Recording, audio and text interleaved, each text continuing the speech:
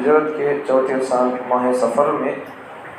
چند لوگ نبی صلی اللہ علیہ وسلم کے پاس آئے اور نبی صلی اللہ علیہ وسلم سے کہا کہ ہمارے یہاں لوگوں کو علم سیکھنے کا شوق ہے، اس لیے ہمارے ساتھ زر ادنا کو بھیجو، ہمیں ان کے پاس دین کا علم سیکھ لیتی بول کر نبی صلی اللہ علیہ وسلم سے بولتی، یا رسول اللہ ہمارے پاس زر ادنا کو بھیجو، ہمارے لوگوں کو علم سیکھنے کا شوق ہے، علم سیکھ لیتی بول کر، دین سیکھتی بول کر۔ جب نبی صلی اللہ علیہ وسلم ان کی بات سن کر نبی صلی اللہ علیہ وسلم کے 10 صحابہ کو ساتھ بھیجتی ان کے، تو جب یہ لوگ رابل ایک جگہ ہے، رابل اور جدہ کے درمیان قبیلہ بزیل کے رجی حامی کنویں کے پاس، یہ لوگ کیا کیے، یہ جگہ کے پاس کنویں کے پاس یہ لوگ نبی صلی اللہ علیہ وسلم کے 10 صحابہ کو بنو لحیان کے 100 تیر اندازوں کو ان کے پیچھے لگا دیا۔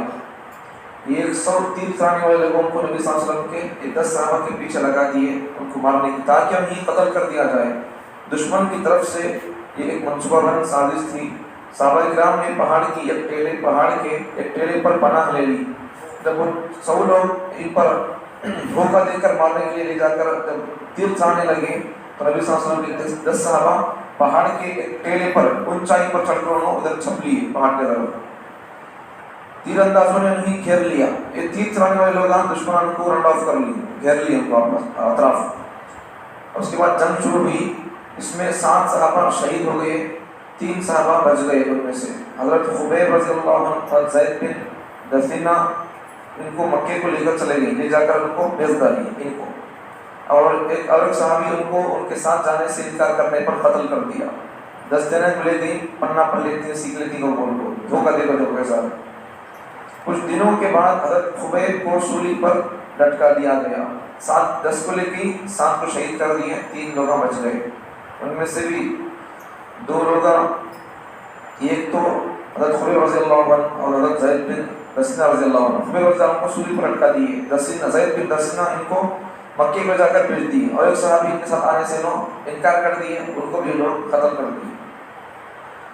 اور ایک واقعہ ایسا ہی ہے، سن 4 ہجری کا ہی ہے، ماہ سفر ہی میں ایک اور حادثہ پیش آیا۔ ابو برا عامر بن مالک نامی ایک شخص نبی صلی اللہ علیہ وسلم کی خدمت میں آیا۔ نبی صلی اللہ علیہ وسلم سے اللہ کی بات سمجھائے اور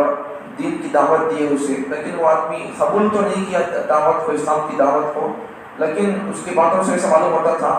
کہ امید ہے کہ یہ آدمی اسلام قبول کرتا۔ بعد میں وہ نبی صلی اللہ علیہ وسلم سے بولا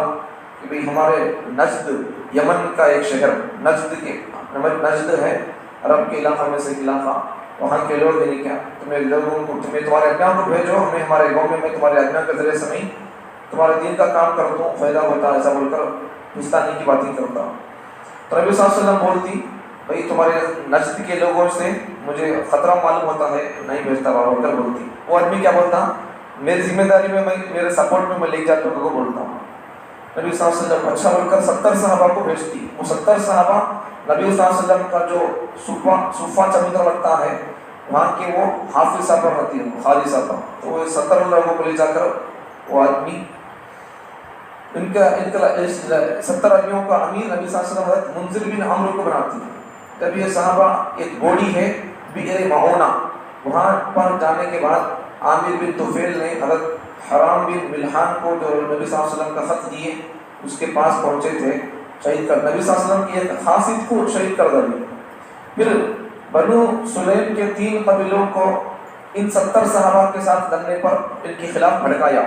بنو سلیم حضرت عمر صلی اللہ علیہ وسلم کا قبیلہ، تو ان کے قبیلے کو بھڑکایا ان سے نبی صلی اللہ علیہ وسلم کے صحابہ سے لڑنے کے لیے، جس کی وجہ سے لڑائی ہوئی، اس میں سارے صحابہ شہید ہو گئے، 70 صحابہ شہید ہو گئے، ایک بھی بچے نہیں، پیچھے تو 3 بچے تھے، بیچ میں وہ بھی شہید ہو گئے، نقصان ہو گیا، لیکن یہاں 70 صحابہ حافظ صحابہ تھے اور پورے کے 70 صحابہ شہید ہو گئے، جس کی وجہ سے لڑائی ہوئی جس میں سارے صحابہ شہید ہوئے، صرف حضرت کعب بن زید زخمی ہوئے، اور وہ 2 صحابہ کرام جو ان 70 صحابہ کرام کے اونٹ چرانے کے لیے گئے تھے، 2 صحابہ بچے تھے، وہ بھی کیسا بچ گئی، وہاں نہیں تھے وہ ان کے اونٹا چرانے کے واسطے گئے تھے، تو یہ لوگ بچ گئے بس ختم،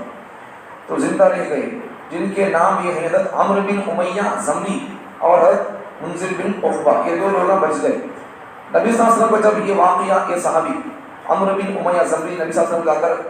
یہ قصہ سناتی تو اس واقعے کے بعد نبی صلی اللہ علیہ وسلم بہت نبی کو دل کو غم پہنچتا، نبی بے حد غم ہوا۔ اس دن سے روزانہ فجر کی نماز میں رکوع سے اٹھنے کے بعد نبی صلی اللہ علیہ وسلم وہ لوگ جو نبی صلی اللہ علیہ وسلم کے صحابہ کو قتل کیے تھے دھوکہ دے کر، رکوع سے اٹھنے کے بعد ان کے لیے قنوت نازلہ دعا ہے، وہ دشمنوں کا ظلم زیادہ حد سے بڑھ گیا تو دعا پڑھتی نماز میں، رکوع سے اٹھنے کے بعد دعائیں قنوت نازلہ بولتے سے اللہم اہدنا فیمن ہدیت بول کر پڑھتی دعا، وہ دعا نبی صلی اللہ علیہ وسلم دشمنوں کے لیے بد دعا کرتے تھے نماز میں۔ یہ سلسلہ 1 مہینے تک یا 40 دن تک رہا۔ کئی کو دشمن نبی صلی اللہ علیہ وسلم کے صحابہ کو نقصان پہنچے بول کر نبی صلی اللہ علیہ وسلم دشمنوں کے لیے بد دعا کرنا ثابت ہے، اس سے پہلے بتا دی تھی۔